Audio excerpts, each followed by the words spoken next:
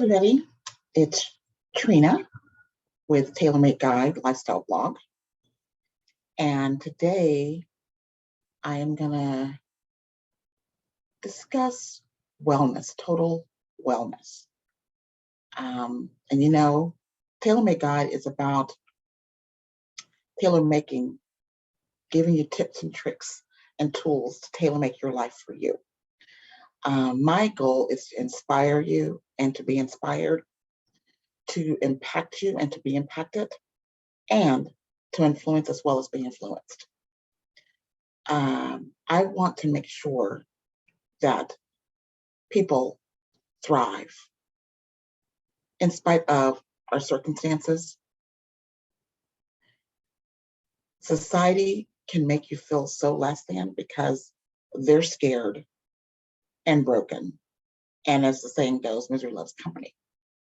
But I want TaylorMade Guide Lifestyle Blog to be the opposite.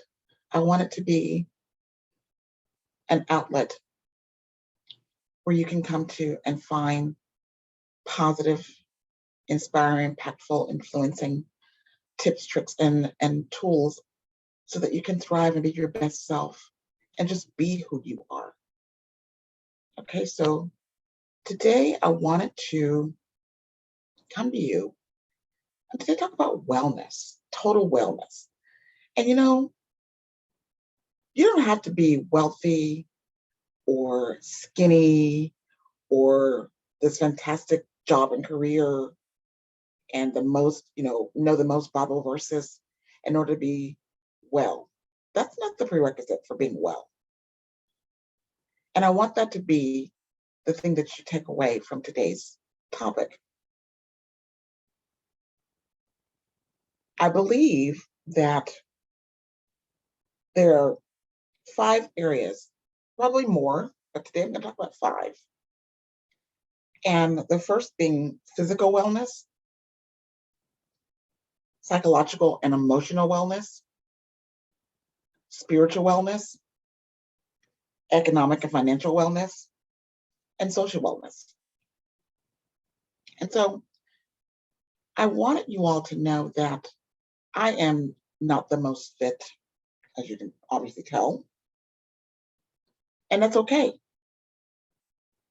I don't have this career that takes me globally to make an impact on people. I don't have lots of money. Emotionally, I work through things like everyone else. And socially, I really work at keeping in contact and making sure that I'm being the best friend I can possibly be, right? But physically, I wake up every day with intent to do better every single day. And there's nothing wrong with anybody doing that. I don't have to go run a marathon or be in the gym for hour on end, hour every day. Not necessary. But getting up and moving is something that I do need to do, and I try to do that, especially now that I'm at home and we're working remotely. I make it a practice at the top of each hour to get up and move about. If the weather's nice, I'll get out and I'll walk around several of the complex. I live in an apartment. So I'll get out and I'll walk around, the weather permitting, right? If it's not, I'll do a chore around the house, or I will take I have a squared living room area, and I'll take around the coffee table, and I will just go around circle the coffee table, watching a little television or thinking or whatever. But I'll just take several trips around the coffee table just to break up my day so that there's some movement instead of being so sedentary.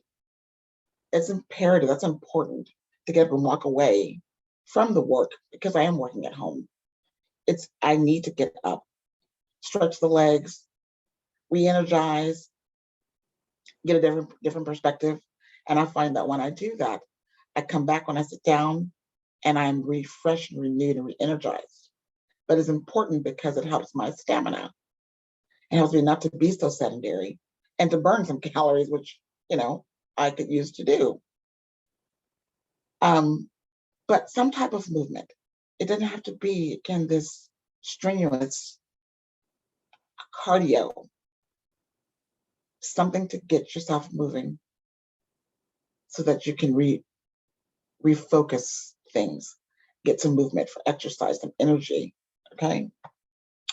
The next thing is the psychological and emotional wellness. Let me just tell you something. I believe that therapy and counseling is important. And when we are in a dark place, sometimes it's hard to talk to people that we know we love, even our bestie. It's hard sometimes because sometimes you need something for yourself that others that know you don't want them to know everything. We all need something of our own, some privacy, something. Everybody needs it. Now those things that, because you want to tell your bestie that, where I'm going to be here, I'm going to be there, but there's just some things that maybe you don't want them to know right now. One day maybe, but not right now. And that's okay. But your emotional health is imperative for you to be all things, all people as they want you to be, right? So taking care of your emotional health, which to me, in my opinion, is where you start to set boundaries. And I'm really big this year, 2022, about those boundaries. Set the boundary. That's taking care of you. It's self-care. Because sometimes others are not there. And because they're not there, they are willing to just step all over your boundary and keep you in a place of chaos all the time. And you have to say to them, have that conversation and say, I'm in a place right now where I need to gain some focus and structure. And I need to have some balance and harmony in my life for my mental health and my physical, just my overall well-being. And so I'm going to need you to respect that. And if you find that they're not respecting it, then you have the conversation again and say, you're not respecting it. You can constantly coming to me, asking me to do this, do that. And when I'm trying to have some structure and harmony and peace and balance, because I don't want to leave this earth right now. I have things I want to do and continue to thrive and live my life and be with my family. But your constant interruptions of chaos is making it difficult for me. So please, if you want to remain in my life, please stop. Setting the boundary is huge. But self-care for your emotional being, setting the boundaries, you have to do that for you. The next thing is spiritual wellness. It's not for everybody. It is for me. My faith is extremely important. And prayer is very important to me. Again, I say, if it's not for you, that's okay. You find whatever works for you. I meditate and I pray. They're one and the same, in my opinion.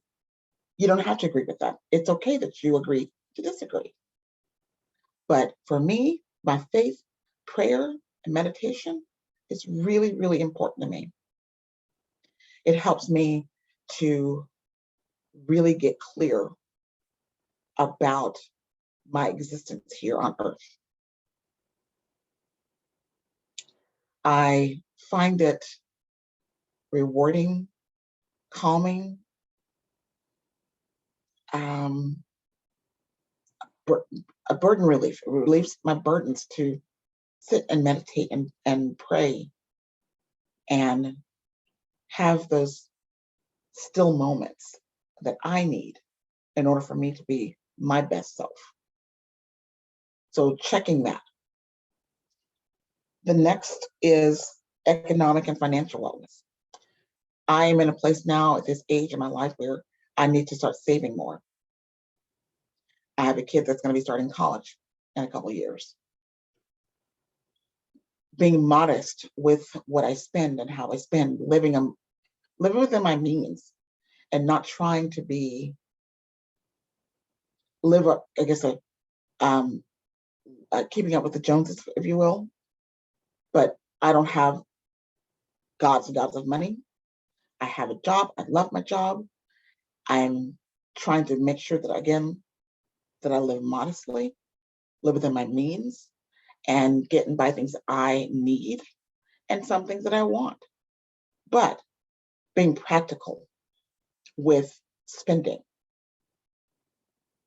ensuring that I'm saving something so that in an emergency, there's something there. That means, again, living within your means and spending and buying what you need as opposed to what you want all the time. Because I find that my mother's made a statement to me, and I'm not sure where she got it, that people will beg you for their needs and spend theirs on their wants. And when they're always in a state of want, they're always knocking at your door. But they'll spend what they want, their money on their wants, and come to you for their needs. And positioning yourself, because I find it difficult for me as a single parent financially to make ends meet a lot of times. And that 2022, I'm working on changing that. And I just want to be transparent about that.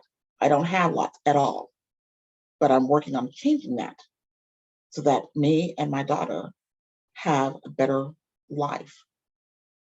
And if I have extra to give and I can, and it doesn't interfere with our life, I'll do it. But if I don't, and I tell you no, it is what it is.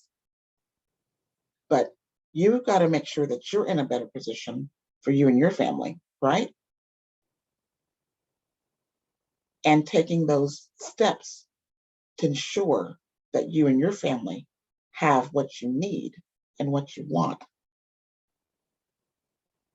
Okay?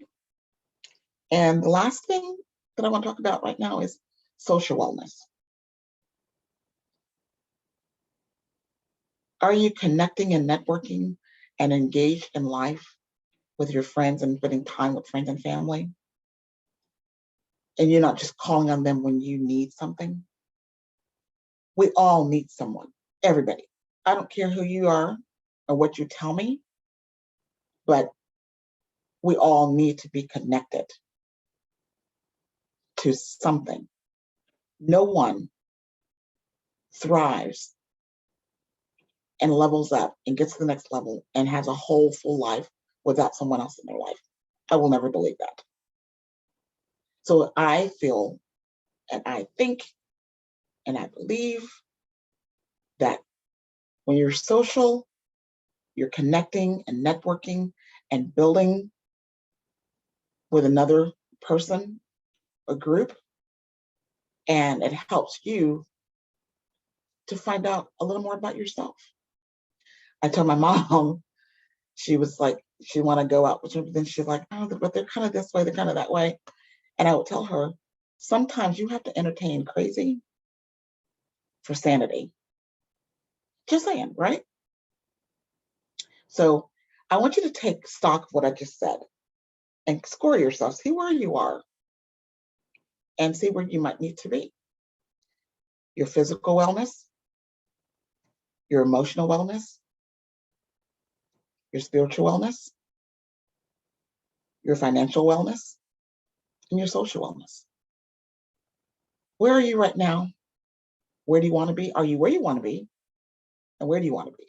How are you going to get there?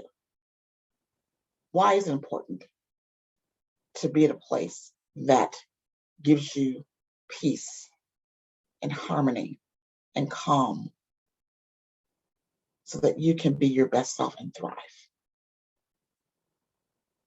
Till next time, thank you so much for listening and watching. Have a fantastic day. Bye.